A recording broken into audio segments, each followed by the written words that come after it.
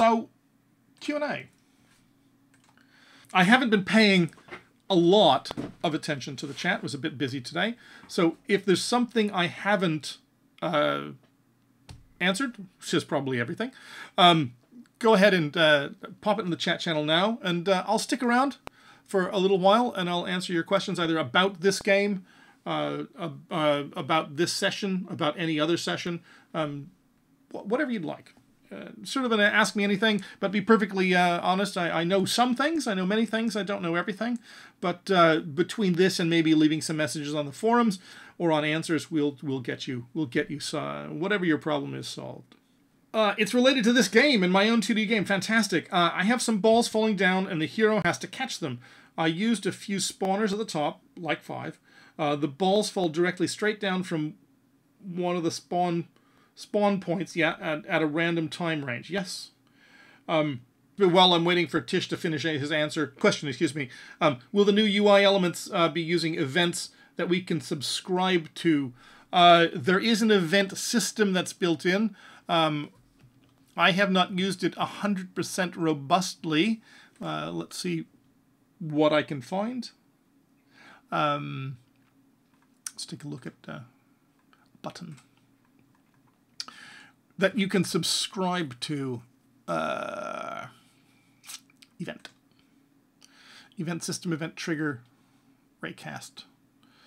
To be honest, I sort of prepped this as a preview for the UI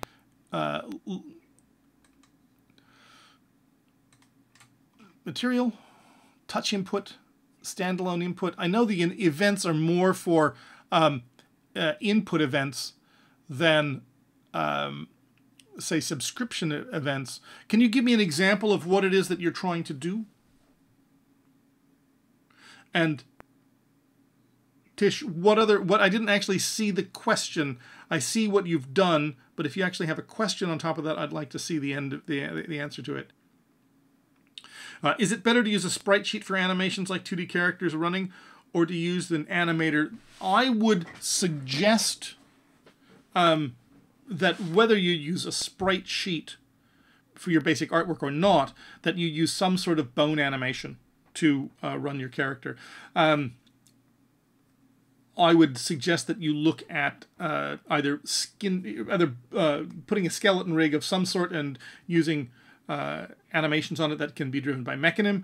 Looking at spine is one of them that you can look at, and then also smooth moves. I know Smooth Moves has oops, come back here, Mr. Not me, that's what we Asset store, please, thank you.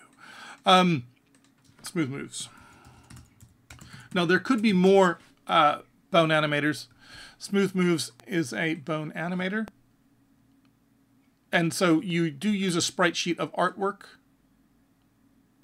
And then you put bones on them, and you use bone animation to move them. And then this means you can retarget your animations. You can, just like when you're dealing with Mechanim, you can change the speed. So you're not dealing with, say, a sprite sheet of the walk cycle. You're using a sprite sheet for the individual items, and then you're animating them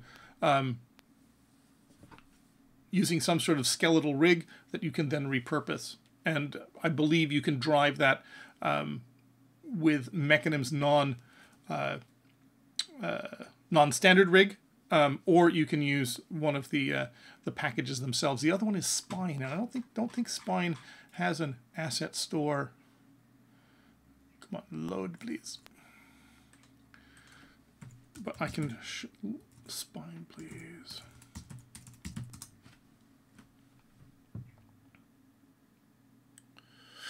No, I mean, that's going to be a quick search over here.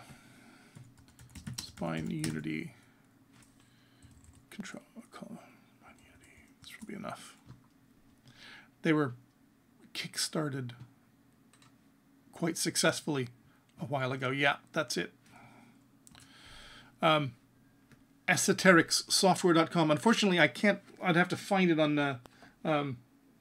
this other rig. Let's see if I can find it over here. Esoteric. I see.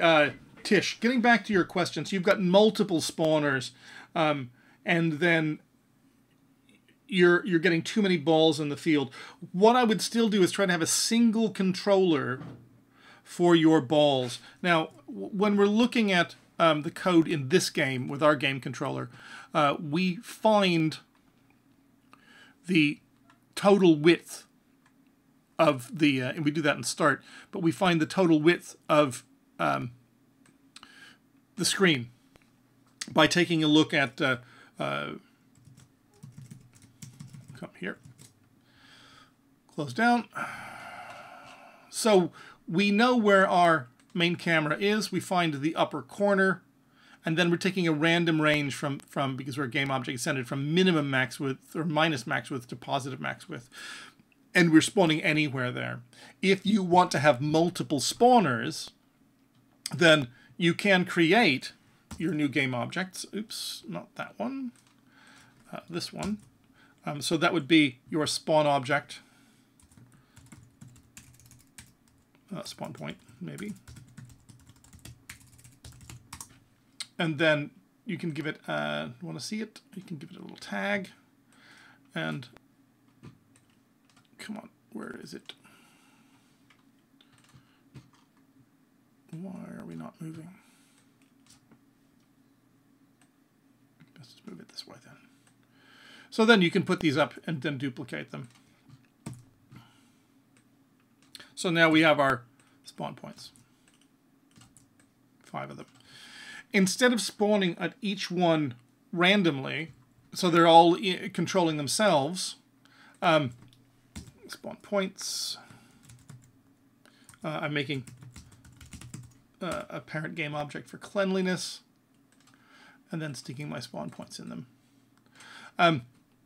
So what you could do in your game controller, let's just pretend we have that here, then I would create a public game object, or transform maybe, because you want the transform list or array called spawn points.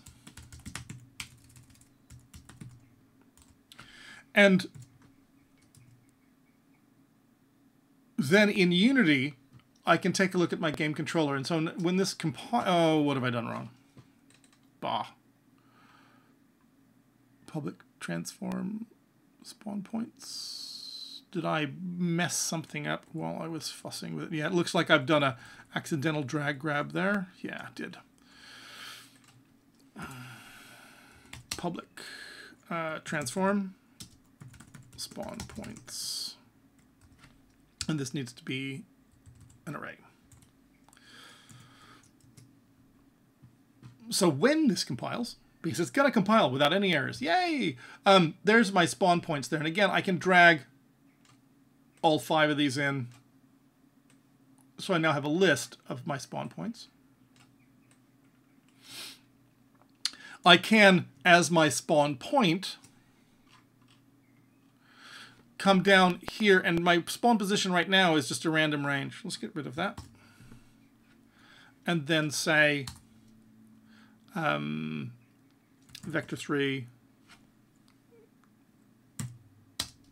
spawn position equals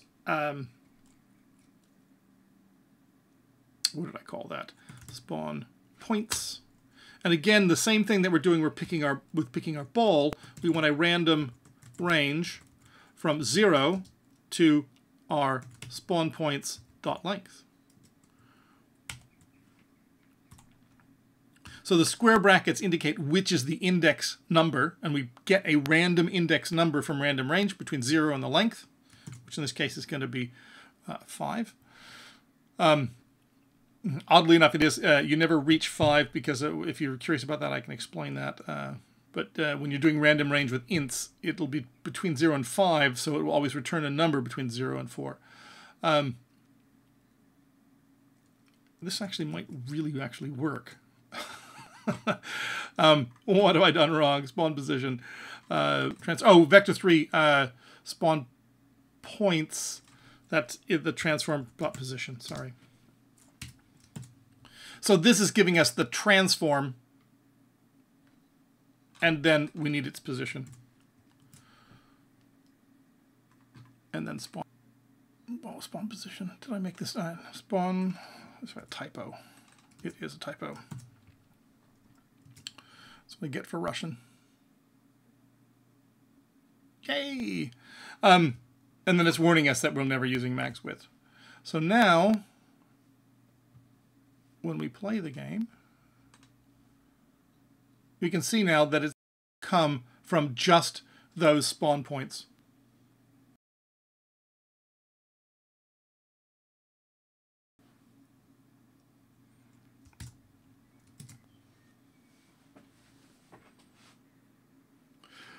So you're probably well ahead of me. I'm way back in the text here. Is 4.6 coming out soon? It's coming out soon. Absolutely soon. I think I'm not allowed to say anything more than soon. It's soon. Are there any plans in the near future to update the mono version? Currently, it matches an older version of mono. It is something that is under serious discussion. The biggest drawbacks to updating of mono, of course, is weighing backwards compatibility versus the advantages of updating. With Stew99, Adam with a package / assets for Hat Trick will be released before or after. No, it'll be released very soon. We're gonna, if it's not up already, it's gonna be up in the next day or two. Originally, I was just gonna release them for Hat Trick, but then we've decided to add some additional assets to it, and we will continue to push material to that. So you should just keep an eye on the asset store, and also keep an eye on the teaching section, because I'll put a post in the live training thread saying when it's been posted. Jeremy 80, thanks for the great tutorial. Will you please show how to modify the hat controls to allow the use of something like input axis horizontal? I'm trying to figure out how to control the left and right movement using, instead of the mouse, using a deleted link to keep the hat within bounds. Only briefly, if we look at it, where are we? Game controller, hat controller. You'd still want to have your fixed update in your if control, but you would essentially get input get access. Probably best to do that in update. We could talk about the best way to do that, but I would suggest that you do it in update, and then send and turn a flag true, and then update that from the input. Update. So grab your input get access here. I'm not going to go ahead and write the whole thing. Var some value equals our input get access.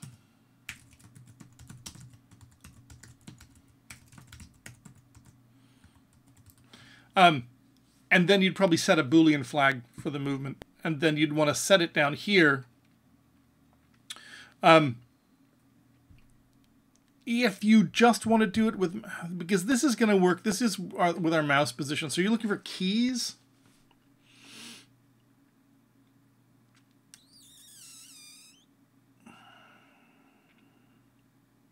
I mean, you can always clamp the position inside the hat of the hat inside the screen using mathf.clamp based on the sides of the screen, which you'd use the same information that we did in to find the edges, except you'd use it for clamp.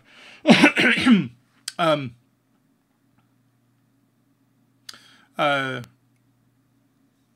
to think if you're using left and right keys. Input get access horizontal, using your left and right keys, and then just simply increment the position based on the amount of time that the key has been held down times, say, a speed, and you can move it back and forth. So, roughly, the target position plus equals input get access, or some value that we've taken from the input get access times our speed. That something along those lines would probably work, because then you're moving your position based on how long you're holding down the keys, and then you'd want to do a target position with clamp. I guess we're still doing that with target width, so it'd be the raw position here would be plus. You'd want to not make it you don't want to redeclare it each time. You'd need to save that raw position, so you'd need to declare raw position up here, and then set your raw position to be plus equal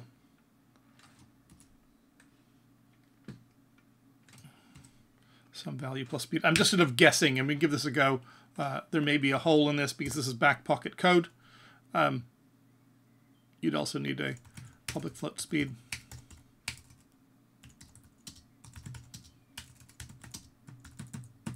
That sort of thing. Private. Something along those lines.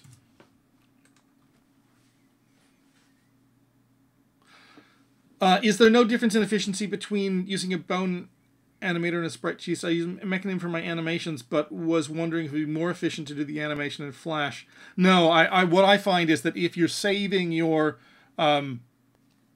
discrete images to a sprite sheet of a walk cycle, you are limited in its you can be, depending on your frame rate, you're either using lots of frames or your animation looks stuttery. Whereas if you're moving your artwork on a bone animation, it can be smooth at any speed. You can speed up, you can slow down, you can transition between animations, you can retarget animations, so you could have multiple characters with multiple bits of artwork using the same bones, using the same animations.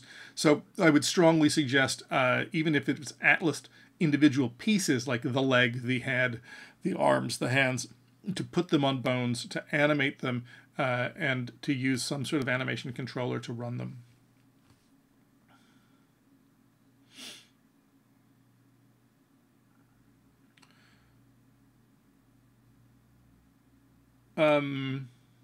Hi, how would I make the ball jelly? Like when it hits the hat. Ooh, I think that's beyond the scope of what we're doing here. That type of animation, physics-based animation, gets relatively complicated, and so it's really not something we can cover here. On the other hand, if you make a post on the forum, you can PM me the URL to that post to Adam Buckner. You'll find my links in the teaching section, and I'll see what we can do to find you an answer.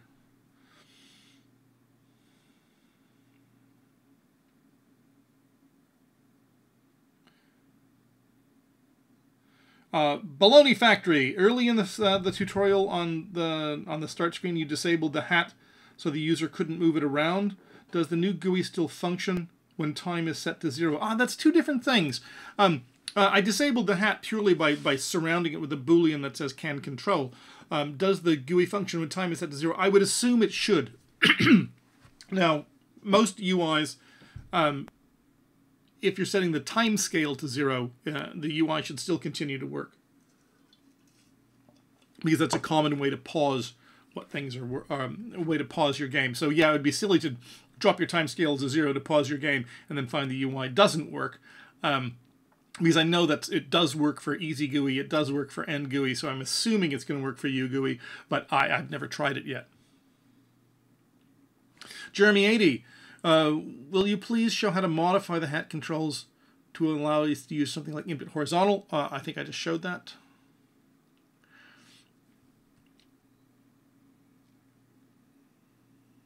If you're looking for deformation, I mean, again, I'm not necessarily advocating this particular one or saying that there aren't other ones. But again, on the asset store is a thing called, I believe it's Megafires.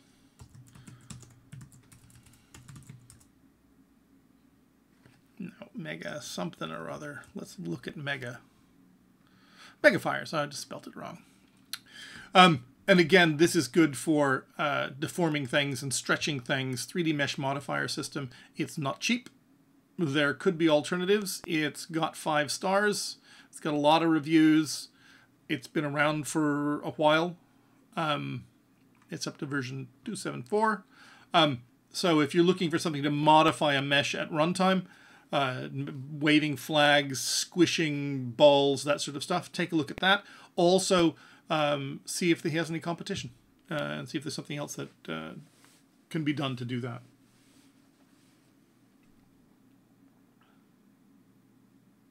The package will be called something along the lines of 2D asset pack. Sorry, Sod Hill. What will the asset package be called on the asset store? Will it be Hat Trick? No, not specifically. It might be in the description, but I believe it'll be something along the lines of 2D asset pack. Yeah, instead of using get access, you could use look for a specific key. You could. Mitralone, but input get access will also work because you can use that. It'll automatically get the arrow keys and the A and D keys. Excuse me.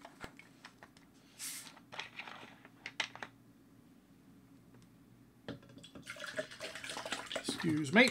How can I modify the code for the hat position to be mobile? Very little, because the input is using the mouse. So you can use a touch, and the code will be the same because you're looking at the viewport, the camera screen position to the world position to move the hat. The only thing that it doesn't do is you'd need to put in something to smoothly move the hat to your finger, because you don't pick up and move the mouse, whereas you can pick up and move your finger to a new place. And currently, if you were to tap, the hat would just, in this code, would simply snap to the position of your finger. So you'd need some sort of move towards or lerp function to be able to make the hat move smoothly if you suddenly picked up your finger and put it somewhere else.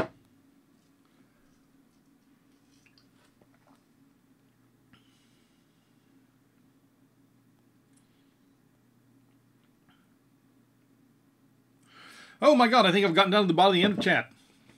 Got down to the bottom of the end of chat. Okay, whatever. Hello, this is something I am having recently. When my collision happens, I play a sound through a different object, but there seems to be a small delay. Shouldn't be. How can I make sure the sound gets played at the exact same time as the collision happens?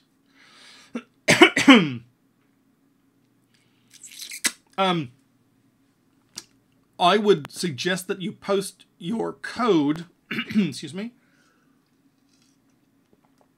and maybe your setup in a forum post, and then have us take a look at it, because it should be the same.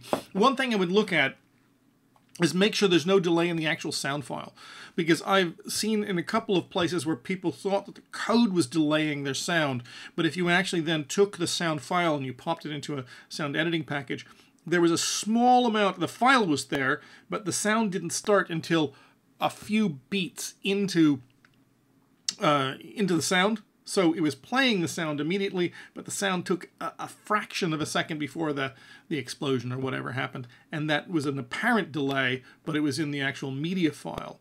And so, yeah, exactly. I bet the beginning of the sound clip was silent. Try it once on the same game object. So like this, drop a ball. The moment the ball hits, it goes bang. And if it works there and doesn't work in your current setup, then you know it's a problem with the setup. But just double check to make sure that the sound file is actually correct, because it may, unless you've got some detailed sound editing equipment, you may not notice this.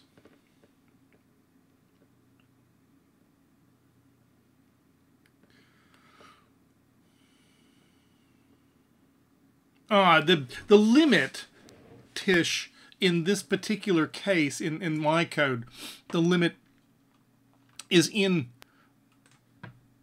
the spawn loop, because we spawn a ball and then we wait for 1 to 2 seconds.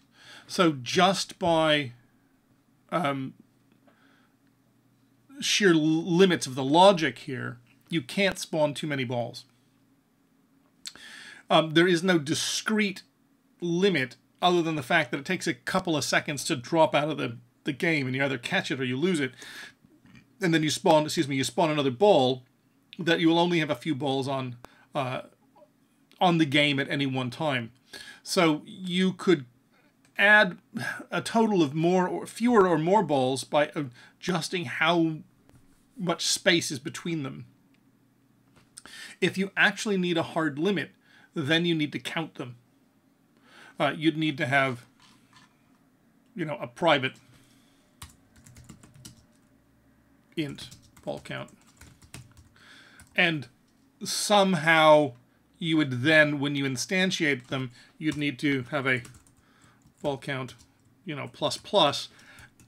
And then when you destroy them, something is going to have to come along and decrement it. You'll need a, this is kind of garbagey here, but still, a public,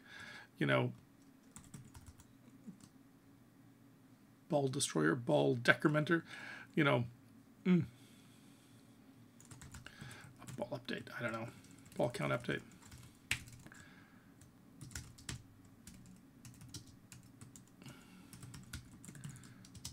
And then whenever they're destroyed, you'd have to then count them,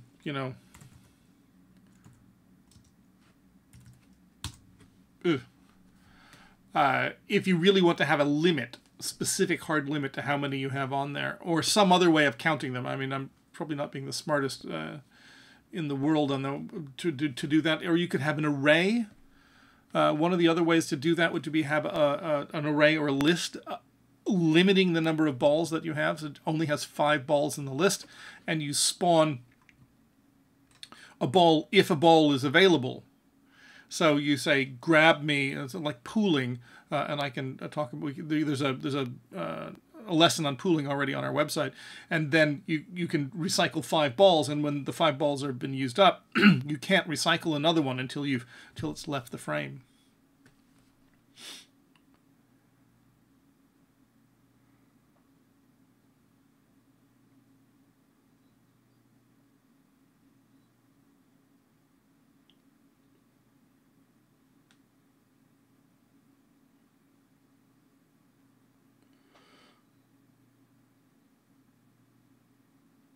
Yeah, I mean, what I was noticing, Mitralone has the same idea, but you'll need some way to get that back, because the destruction of the ball is going to be on the explode script.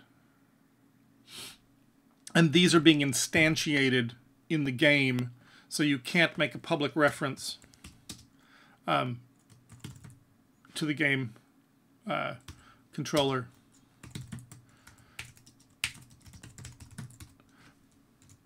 And then say,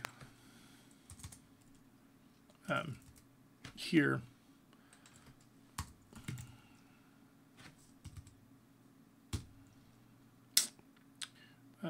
ball count update. I would probably, for me, we're just already here and it's making me cringe a little bit, have something here where it was int value.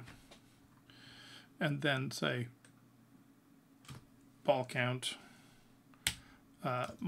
minus equals. I'd probably want to send a value rather than just have something be so automatic. But that being irrelevant, the problem that we have here is, don't think I'm going to compile. I've got a problem somewhere else in one of my other bits of garbage that we've been doing. This, well, we'll just undo this.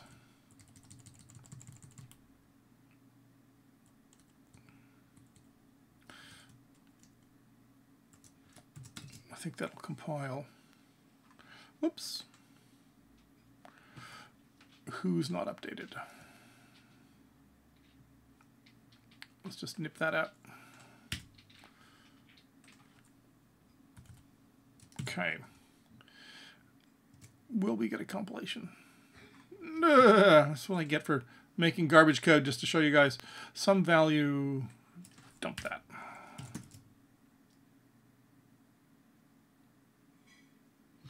Yay. My point of all of this is that we're trying to grab a reference, and we have this public reference to a game controller, but we can't set it on the prefab because this game controller is an instance, and it is only in this scene. And this prefab is an asset that can be instantiated in any scene. So you cannot take an instance reference onto a prefab. So you need to be slightly more clever when you're instantiating a prefab that needs a reference to something. I'm not going to go into that here. We discussed that in the space shooter, the 3D space shooter one, where there are objects, there are hazards and things that need to get information, and they talk about how to do a find object or to do reference support. But so yes, you can count the number of balls, but you need something that's counting the destruction. The other thing is, maybe now I'm thinking about it, you'd put it on, you'd have to put it on things in the game, like put one thing on the hat that could recognize you destroying a ball. You could put something on the collider around the game that recognizes that you've destroyed a ball. But you're going to have to find some way to not just count when you instantiate them, but count when you destroy them, and there are many different ways that they can be destroyed.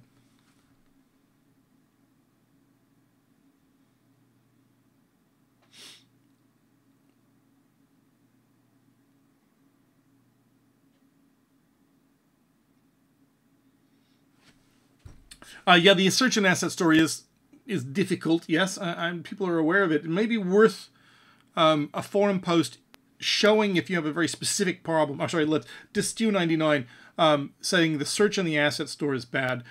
Is somebody working on it? Do you know any tricks that can help? The answer is not really. Lots of time I want to search only one category, e.g. scripts.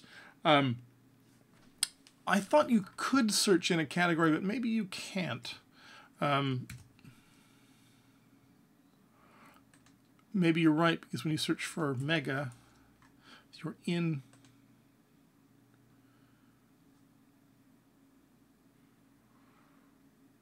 And we search for Puppet. Yeah, I suppose that's the whole thing. There's no way to limit that.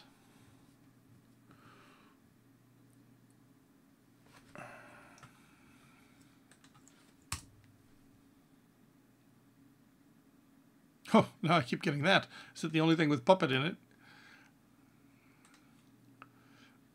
Let's try something. Home. Puppet. I suppose that's probably the only Puppet. That looks like another skeletal system. Hey, so there's competition for smooth moves. Puppet. That's a bone animation system. I didn't see that one. I have to look into that. Anyway.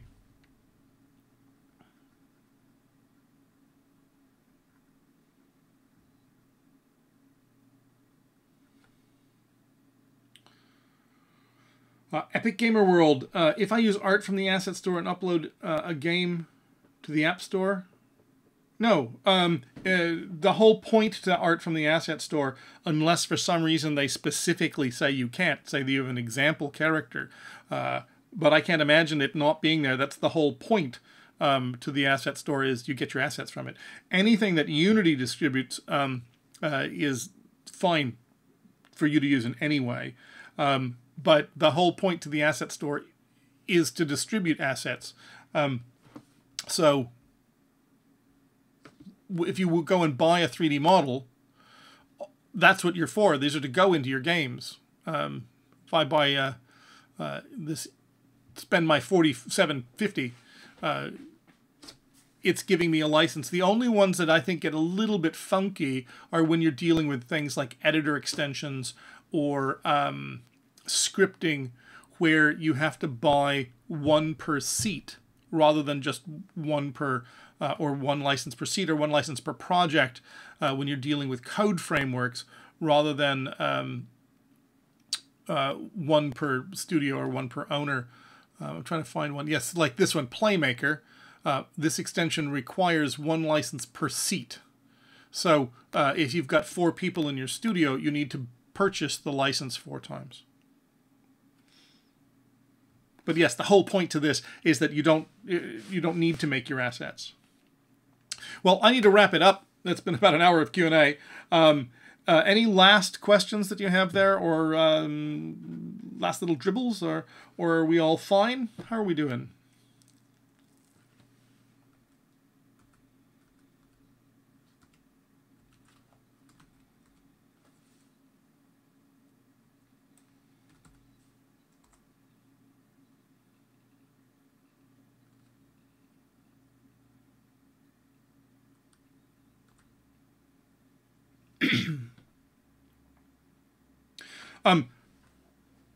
Sometimes it depends how I feel when I'm editing it. A number of times the questions have been unimportant and the answers even more boring. So I lop off the Q&A or bits of it. So it's really going to depend how I feel. But if we've got good stuff, I'll include it. We sort of want to keep our broadcasts to an hour, and we will now be at about an hour and a half to 2 hours with the Q&A.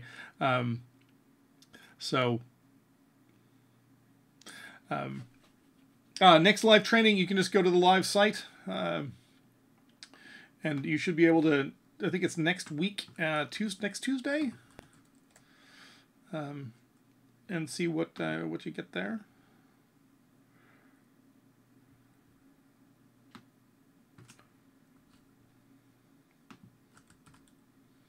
Next Tuesday.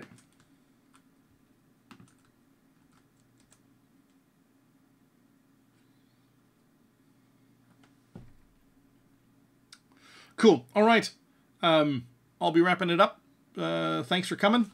And don't forget, for the second time, come back here, Mr. Cursor. There we go. Oops, push, please. Thank you. Go ahead and follow us at Unity2D, at Mike Guy, Get Will Goldstone, and me at the Ant Ranch. Thanks for coming. I hope you had a great day. And don't forget, any comments, criticisms, praise, questions, posted on the forum as well under teaching. So the main forum under teaching, you'll find us in the stickies under free live training. Thanks for coming.